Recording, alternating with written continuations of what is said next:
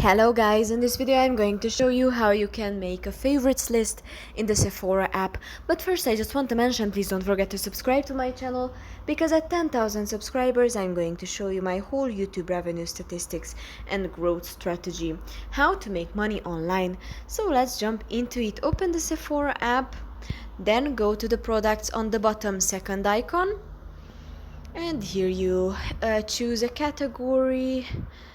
Then you go to the products, and for example you open a product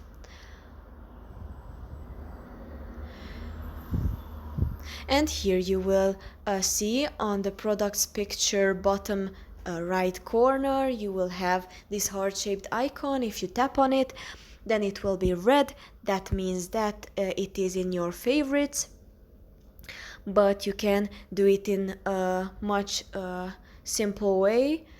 If you scroll down, you will see this heart-shaped icon on the picture top right corner. If you tap on it, then it is in your favorites. Then you go back, and on the bottom line you tap on the favorites, and here you will see the items what you saved with the heart-shaped icon. That's pretty much for this video. I hope it was helpful for you. If it was, please consider subscribing, and see you in the next one.